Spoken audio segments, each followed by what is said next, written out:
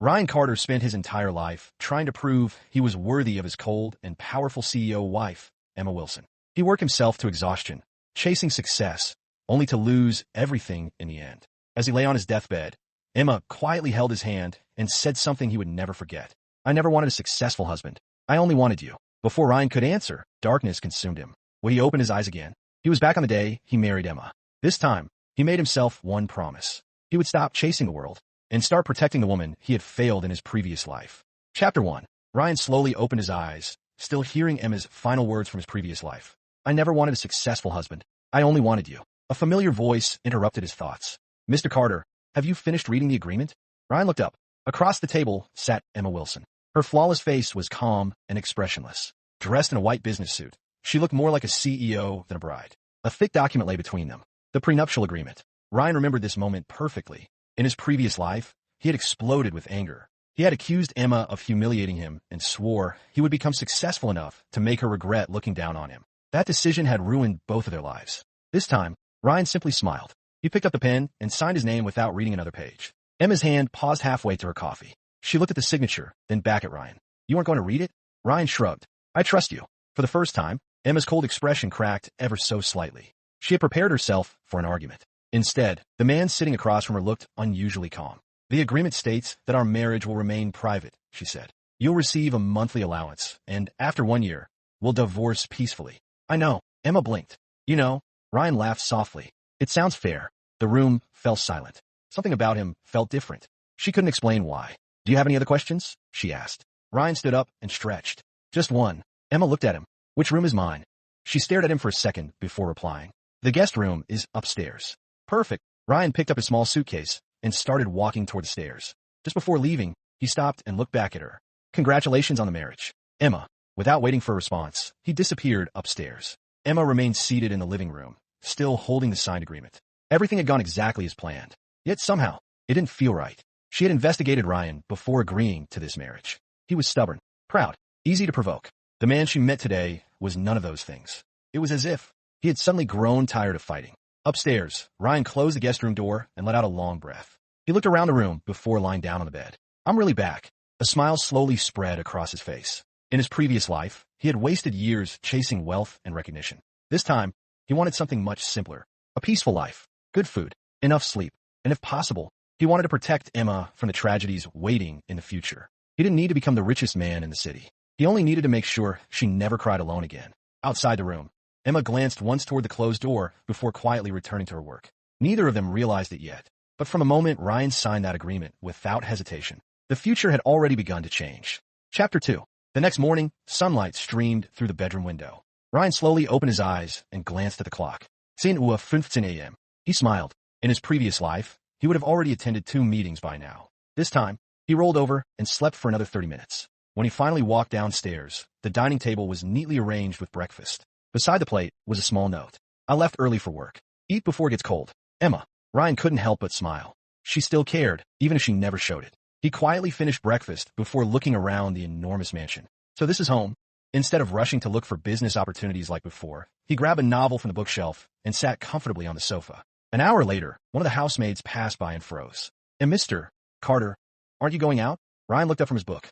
"Why would I?" The maid hesitated. "Weren't you planning to start a company?" Ryan laughed. "Not anymore." The maid stared blankly before quietly leaving. Within minutes, the entire staff was whispering. "Did Mr. Carter give up? He doesn't seem angry at all. He actually looks relaxed." Meanwhile, at Wilson Group headquarters, Emma had just finished a meeting when her assistant, Lily, entered the office. "Ms. Wilson." Emma looked up. "What is it?" "The house staff called." Emma frowned slightly. "Did Ryan cause trouble?" Lily shook her head. "No, he hasn't left the mansion." Emma looked surprised. "He stayed home." "Yes." He ate breakfast, read a book in the living room, and spent half an hour watering the flowers in the garden. Emma blinked. "Watering flowers?" "Yes." Lily nodded. He even thanked the chef for breakfast. Silence filled the office. Emma couldn't believe what she was hearing. The Ryan she had investigated was proud and impatient. The man Lily described sounded like someone who had retired. After a moment, Emma simply said, "Keep an eye on him." "Yes, Miss Wilson." That evening, Emma returned home earlier than usual. As she stepped inside, a delicious aroma drifted from the kitchen. She frowned. The chef had already finished work. Who was cooking? Curious, she walked toward the kitchen. Ryan stood in front of the stove, wearing an apron. He hummed quietly while flipping fried rice in a pan. Hearing footsteps, he turned around. "Oh, you're back." Emma looked at the slightly burnt fried rice. You can cook. Ryan scratched his head. Barely. It might taste terrible. Emma stared at him for a moment. You don't have to cook. Ryan smiled. I know. I just wanted to.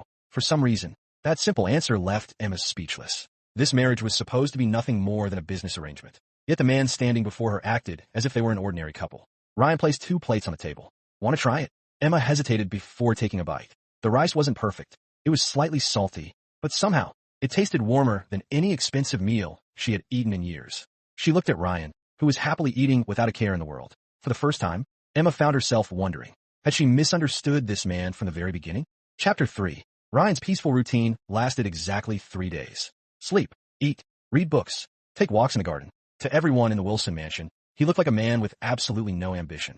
Ryan didn't mind. He knew this peaceful life wouldn't last forever. One afternoon, his phone rang. It was Jake. Ryan, are you seriously enjoying married life while your best friend is dying from work? Ryan laughed. What happened now? My dad wants me to take over the family business. He's been nagging me all week. You'll survive. I won't. Come out and have coffee with me. Ryan thought for a moment before agreeing. An hour later, they met at a quiet cafe. Jake looked exactly the same as Ryan remembered. Loud, carefree, and always complaining. So, Jake leaned forward with a grin. How's married life with the Ice Queen? Ryan smiled. Peaceful. Jake nearly choked on his coffee. Peaceful? Everyone says your wife is scarier than a bank manager. Ryan only chuckled. After chatting for a while, Jake sighed. I've got about $20,000 sitting in my investment account. No idea where to put it. Ryan paused. A memory flashed through his mind. In 3 days, a small tech company called Novatech would announce a breakthrough contract. Its stock price would triple overnight. Ryan stirred his coffee before speaking. If you trust me, buy Novatech. Jake frowned. That company? I heard it's struggling. Ryan nodded. It is. Then why buy it? Ryan smiled. Just a feeling. Jake stared at him. A feeling? Yep. You've never been interested in stocks. I know. Jake laughed. If I lose my money, you're paying for dinner for the next year. Deal. Jake immediately opened his phone and invested part of his savings. There. My fate is in your hands now. Ryan simply smiled. He wasn't trying to make Jake rich. He only wanted his friend to benefit from something he already knew would happen. Meanwhile, back at Wilson Group, Lily entered Emma's office. Ms. Wilson. Emma looked up from a stack of documents. What is it? Mr. Carter went out today. Emma raised an eyebrow. Where? A cafe. Who was he meeting? His friend, Jake. Emma nodded. And Lily hesitated. They talked about investing in a company called Novatech. Emma's expression became thoughtful. Did Ryan invest? No. He only suggested that his friend buy a few shares. Emma leaned back in her chair. She wasn't interested in the stock itself. She was interested in Ryan. Everything he did recently felt unusual. He wasn't chasing success anymore. Yet somehow, he seemed more confident than ever. For reasons she couldn't explain, she found herself wanting to know what he was thinking. Outside her office window, the city skyline shimmered under the afternoon sun. Emma quietly looked into the distance. Then, almost unconsciously, a small smile appeared on her face. This husband of mine, what exactly changed? Chapter 4. 3 days later, Ryan was relaxing on the balcony with a cup of coffee when his phone suddenly rang. The caller ID read Jake. The moment Ryan answered, a loud scream nearly burst his eardrum. Ryan. Ryan calmly pulled the phone away. I'll assume that's good news. Good news? You're a genius. Jake shouted excitedly. Novatech just announced a partnership with a global software company. The stock jumped almost 3 times this morning. Ryan smiled. I saw the news. I made over $50,000. Jake laughed. Forget dinner. From now on, you're my lucky charm. Ryan chuckled. I told you it was just a feeling. Yeah, right. Jake snorted. You definitely knew something. I wish. After hanging up, Ryan leaned back in his chair and looked at the clear blue sky. The future was unfolding exactly as he remembered. At least, for now. Meanwhile, at Wilson Group, Lily hurried into Emma's office with a tablet in her hand. Ms. Wilson. Emma looked up. What happened? The stock Ryan mentioned to his friend. Emma raised an eyebrow. Novatech. Yes. It surged nearly 300% this morning. Emma stopped signing the document in front of her. It actually happened. Lily nodded. Jake invested based on Ryan's suggestion. He made a huge profit. Emma remained silent. Once could be luck. Twice was harder to explain. She remembered Ryan's calm smile that day. He hadn't sounded confident. He had sounded certain. That evening, Emma returned home earlier than usual. Ryan was sitting in the living room, watching a cooking show while eating potato chips. Seeing her enter, he smiled. You're home early. Emma nodded. I heard about Novatech. Ryan looked at her. So, did you know it would rise? Ryan shook his head. I guessed. Emma didn't believe him. You guessed correctly. Ryan laughed. Even a broken clock is right twice a day. Emma stared at him for a few seconds. She couldn't read him anymore. The proud man she had investigated before marriage had completely disappeared. Instead, there was someone calm, someone impossible to understand. As she turned to leave, Ryan suddenly spoke. Emma. She stopped. You've been working too much. There are dark circles under your eyes. Emma froze. No one had ever said something like that to her before. Her employees feared her. Business partners only cared about profits. Even her relatives only approached her when they wanted something. Ryan was the first person to notice something so simple. "I'll be fine," she replied quietly. Ryan smiled. "I know, but don't forget to take care of yourself." Emma gave a small nod before walking upstairs. For some reason, his words stayed with her long after she entered her room. Looking at herself in the mirror, she gently touched the faint dark circles beneath her eyes. A small smile appeared on her face. It was the first genuine smile she had shown in years. Maybe, just maybe, this marriage wouldn't be as meaningless as she had once believed. Chapter 5. The weekend arrived sooner than Ryan expected. As he finished breakfast, Emma walked into the dining room, dressed in an elegant black dress. She placed a small gift box on the table. "We're going to my father's birthday dinner." Ryan looked at the box. "What's this?" "A suit. You can't meet my family wearing a hoodie." Ryan laughed. "So, you're worried I'll embarrass you?" Emma looked away. "I don't want people talking." Ryan smiled and carried the box upstairs. An hour later, the Wilson family mansion was already filled with luxury cars. Business leaders and relatives greeted one another with fake smiles. The moment Emma and Ryan entered, whispers spread through the hall. "So that's Emma's husband? I heard he's unemployed." "Lucky guy." Ryan ignored every comment. He had heard much worse in his previous life. At that moment, a man in an expensive gray suit approached them with a confident smile. "Victor Hayes, Emma's biggest business rival." "Emma, happy to see you." His eyes briefly landed on Ryan. "And this must be your husband." Ryan smiled politely. "Nice to meet you." Victor chuckled. "I brought Mr. Wilson a rare Swiss watch from an international auction." He opened a wooden box. Inside lay a beautiful gold watch that immediately attracted everyone's attention. "What a masterpiece. It must be worth a fortune." Victor smiled proudly. "I paid nearly $2 million for it." Emma's father admired the watch. "Thank you, Victor." As everyone praised the gift, Ryan quietly stepped closer. His eyes stopped on the back of the watch. Something felt familiar. He suddenly remembered. In his previous life, this exact watch had caused a huge scandal. Ryan calmly looked at Victor. "Where did you buy it?" Victor smirked. "Black Crown auction." Ryan nodded. "I thought so." Victor folded his arms. "What do you mean?" Ryan smiled. "Did they tell you this watch was stolen?" The room instantly fell silent. Victor frowned. "What nonsense are you talking about?" Ryan took out his phone. "I read the news yesterday. Black Crown auction reported that a rare watch was stolen during international shipping." He showed the article to Emma's father. The serial number of the missing watch. Ryan turned the watch over. "Matches this one." Everyone looked at the engraved number. It was identical. Emma's father immediately called the auction house. After a brief conversation, his expression changed completely. They confirmed it. The watch was reported stolen 3 days ago. The guests gasped. Victor's confident smile disappeared. "That's impossible. I bought it legally." Emma looked at Ryan in surprise. "You knew." Ryan shook his head. "I just remembered reading the news." Emma stared at him. Again, he had noticed something everyone else had missed. Emma's father handed the watch back to Victor. "I don't blame you. It seems you were deceived as well." Victor forced an awkward smile, but inside he was burning with humiliation. He had planned to impress everyone. Instead, Ryan had unknowingly saved the Wilson family from accepting stolen property. As dinner continued, Emma quietly walked beside Ryan. She spoke without looking at him. "Thank you." Ryan smiled. "For what?" "For protecting my family." Ryan looked at her for a moment before replying softly. "We're family too." Emma lowered her head to hide the faint smile that appeared on her face.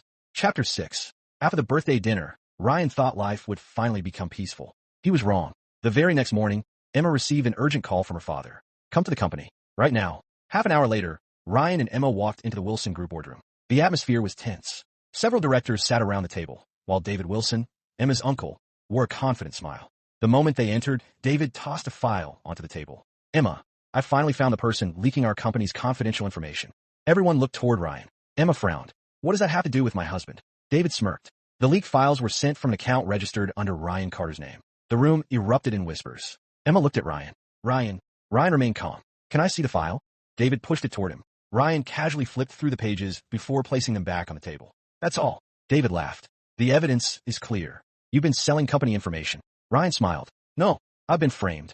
David's smile disappeared. "And how do you explain that account?" Ryan looked at everyone. "Simple. Did anyone check where the account was created?" Silence. Ryan pointed at the report. "It says the account was opened yesterday." He looked directly at David. "I've been living in Emma's mansion all week. The security cameras can prove I never left." Emma suddenly understood. She immediately turned toward the security manager. "Bring yesterday's security footage." Within minutes, the footage appeared on the screen. From morning until night, Ryan had never stepped outside the mansion. The entire boardroom fell silent. David's expression stiffened. Ryan continued calmly. "If I never left the house, how could I open that account in another city?" No one answered. Emma's father slowly looked toward David. "Who prepared this report?" David hesitated. "I asked a private investigator." Ryan smiled. Then I suggest finding a better one. A few board members couldn't help but laugh. David's face turned red with embarrassment. Emma's father slammed the file shut. Enough. The accusation is withdrawn. He looked at Ryan. I apologize. Ryan nodded politely. No harm done. As everyone began leaving the room, Emma quietly walked beside him. You weren't nervous at all. Ryan smiled. Because I knew I didn't do it. Emma looked at him for a long moment. Every time trouble appeared, Ryan solved it without raising his voice, without showing anger, without trying to prove himself. For some reason, that calm confidence made him even more dependable. As they reached the parking lot, Emma suddenly spoke. Ryan, I am glad that I trusted you. Ryan smiled warmly. So am I. For the first time since their marriage, the two drove home together, not as strangers bound by contract, but as a husband and wife slowly learning to trust each other. Chapter 7. The next Monday morning, Emma's phone rang before sunrise. She answered, and her expression immediately turned serious. What? Ryan, who had just walked into the dining room, looked at her. What happened? Emma lowered the phone. Victor Hayes has started buying Wilson Group shares. Ryan's smile faded. He remembered this. In his previous life, Victor had secretly convinced several investors to sell their shares, causing panic in the market. Within days, Wilson Group nearly collapsed. Emma grabbed her car keys. I have to get to the office. Ryan stood up. I'm coming with you. Emma looked surprised, but nodded. The boardroom was in chaos. Our stock has already dropped 12%. More investors are selling. If this continues, we'll lose control of the company. Everyone spoke at once. Victor's plan was working. Emma remained calm, but Ryan noticed the worry in her eyes. He quietly leaned toward her. Don't panic. Emma looked at him. You have an idea? Ryan nodded. Victor is trying to scare everyone. The more people sell, the cheaper he can buy. Emma frowned. So what do we do? Ryan smiled. We don't fight him. The directors looked confused. What? Ryan stood up. Hold a press conference. Everyone stared at him. Announce Wilson Group's next project today. Emma blinked. But the project isn't ready. It doesn't have to be. Ryan replied calmly. We're only announcing the partnership. The details can come later. One of the directors slammed the table. That's too risky. Ryan looked at him. It's riskier to stay silent. The room fell quiet. Emma thought for several seconds before making a decision. Prepare the press conference. An hour later, Emma stood before dozens of reporters. She officially announced that Wilson Group had signed a strategic partnership with a leading technology company. The news spread across social media within minutes. Investors who had been selling shares suddenly stopped. The market stabilized. Wilson Group's stock slowly began recovering. Back inside the boardroom, everyone stared at the live market screen. It's going back up. We stopped the panic. Unbelievable. The directors looked at Ryan with disbelief. Emma quietly smiled. You knew this would work? Ryan shrugged. I just knew people fear uncertainty. The moment they see confidence, they stop running. Emma looked at him with admiration. Once again, Ryan had saved the company without spending a single dollar. That evening, as they drove home, Emma finally broke the silence. Ryan, HM, I don't know how you keep solving every problem, but I'm glad you're by my side. Ryan smiled at the sunset outside the window. So am I. For the first time in 2 lifetimes, he felt that the future was finally beginning to change. Chapter 8. 3 days later, news spread across the city. Victor Hayes was under investigation. His company was accused of hiding massive debts and falsifying financial reports. Banks immediately froze several of his accounts. His investors began pulling out one after another. By afternoon, Hayes Corporation stock had crashed. Inside Wilson Group, everyone was watching the business news. One of the directors stood up excitedly. Victor's finished. We've won. The entire meeting room erupted into applause. Emma looked at Ryan. You already knew this would happen, didn't you? Ryan smiled faintly. I had a feeling. Emma rolled her eyes. You always say that. Ryan laughed. It sounds better than saying I got lucky. For the first time, Emma laughed with him. The room suddenly became quiet. The directors stared in disbelief. Their cold and serious so had actually smiled. That evening, Emma invited Ryan to dinner at a small restaurant overlooking the city. It was the first time they had gone out together alone. Ryan looked around. I thought CEOs only ate at 5-star restaurants. Emma smiled. I used to, but this place is quieter. After dinner, they walked along the riverside. A cool breeze blew across the water. Emma suddenly stopped walking. Ryan, can I ask you something? Go ahead. She looked into his eyes. Why are you helping me? You don't work for the company. You don't gain anything. Ryan was silent for a moment. Finally, he smiled. Because you're my wife. Emma looked away, hiding the faint blush on her face. After a long silence, she spoke again. I was wrong about you. Ryan raised an eyebrow. I thought you married me because of money. I thought you were lazy. I thought. She smiled awkwardly. I didn't know you at all. Ryan chuckled. You still don't. Emma laughed softly. Maybe, but I'd like to. Ryan looked at the city lights reflecting on the river. In his previous life, this moment had never happened. Back then, Emma had been too busy saving the company. They had never shared a peaceful evening together. This time, everything was different. As they walked back to the car, Emma quietly reached out. For just a second, her hand gently held Ryan's. Neither of them said a word. But for Ryan, that small gesture meant more than all the success he had chased in his previous life. Maybe his second chance was finally becoming the life he had always wanted. Chapter 9. A week passed. Life finally returned to normal. Ryan went back to his peaceful routine, sleeping late, reading books, helping the chef in the kitchen, and occasionally teasing Emma. For the first time in years, the Wilson mansion felt like a home instead of a workplace. That evening, Emma arrived home carrying a small envelope. She walked straight into the living room where Ryan was watching a movie. "I need to talk to you." Ryan muted the TV. "You sound serious." Emma handed him the envelope. Ryan opened it. Inside was the prenuptial agreement they had signed on their wedding day. He smiled. "I almost forgot about this." Emma took a deep breath. "So did I." Before Ryan could ask anything, she took the contract from his hands. Rip. She tore it cleanly in half. Then again, and again. The pieces fell onto the coffee table. Ryan blinked. "Well, I guess that's one way to cancel a contract." Emma couldn't help but laugh. Then her expression became gentle. "When we got married, I thought this would only be a business arrangement." Ryan quietly listened. "I believed you would only bring me trouble. I never expected you to become the person I trust the most." Ryan smiled. "I've changed." Emma nodded. "I know." She looked directly into his eyes. "Ryan, I don't want this marriage to end after 1 year." The room became silent. Ryan stared at her for a few seconds. "Are you asking me to stay?" Emma smiled softly. "I'm asking if you'll be my real husband." Ryan chuckled. "I thought I already was." Emma shook her head. "No, you're my husband on paper. I want you to be my family." Ryan stood up and slowly walked toward her. "I have one condition." Emma looked nervous. "What is it?" Ryan smiled. "No more skipping dinner because of work." Emma laughed. "I can do that." And Ryan continued. "At least 1 day off every week." Emma pretended to think. That's a difficult request." Ryan turned around dramatically. "Then I'll reconsider." Emma quickly grabbed his arm. "Fine. I agree." The two looked at each other before bursting into laughter. For the first time, there was no distance between them. No contract. No misunderstanding. No words. Only two people who had finally found each other. Emma gently rested her head on Ryan's shoulder. "Thank you." Ryan smiled. "For what?" "For coming back into my life."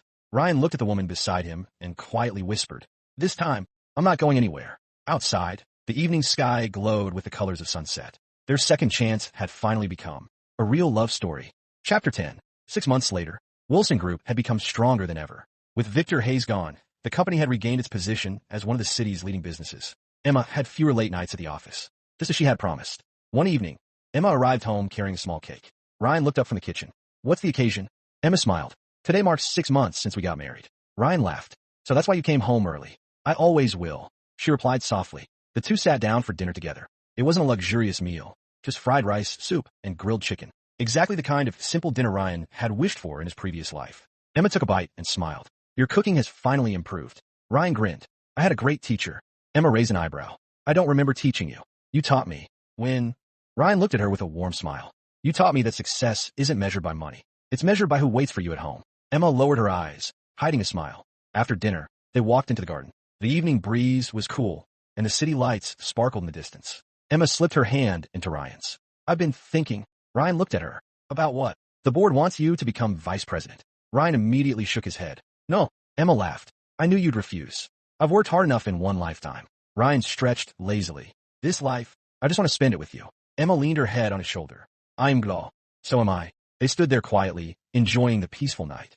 Ryan looked up at the stars. In his previous life, he chased success until he lost the woman he loved. In this life, he gave up chasing success, and somehow, he gained everything he had ever wanted. Emma gently squeezed his hand. "What are you thinking?" Ryan smiled. "I'm thinking this second chance was the best thing that ever happened to me." Emma looked at him with a teasing smile. "Good, because you're stuck with me for the rest of your life." Ryan laughed. "I wouldn't have it any other way." The two walked back toward the house together. Not as strangers bound by a contract. Not as a CEO and her husband, but as two people who had finally found the happiness they had been searching for all along. Sometimes, a second chance isn't meant to make you rich. It's meant to remind you what truly matters.